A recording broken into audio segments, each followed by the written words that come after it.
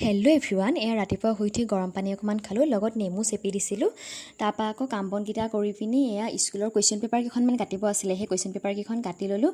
দুপৰীয়া আকৌ মায়ে ক'লে যে আজি ভাতকেইটা তুমিয়ে বনাবা, সেয়েহে মই দালিখিনি ধুনীয়াকৈ ধুই ল'লোঁ, লগতে আলু কাটি ল'লোঁ আৰু ঔটেঙা এটা আছিলে, সেয়েহে ঔটেঙাও কাটি ল'লোঁ।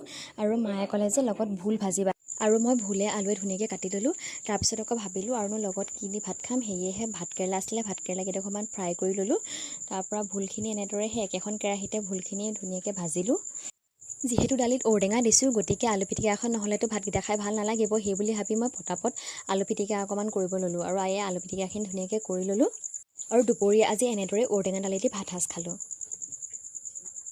গধূলি টাইমত এয়া হাঁহ কুকুৰাখিনি ভৰাই ল'লোঁ। তেনেতে আকৌ ভাইটি আহিলে, ভাইটি আহি ক'লে যে মই চানা পেকেট লৈ আহিছোঁ, আৰু তই ধুনীয়াকৈ চানাখিনি পিঁয়াজ চিয়াজ দি পিনি চানাখিনি ধুনীয়াকৈ বনা। সেয়েহে মই পিঁয়াজ কাটি ল'লোঁ, কাটি লৈ এনেদৰে চানাখিনি বনালোঁ। গধূলি চানা দিয়ে চাহকাপ খালোঁ, আৰু ৰাতিলৈ এনেদৰে ভাতকেইটা খালোঁ। আজিলৈ আহোঁ, বাই বাই, গুড নাইট।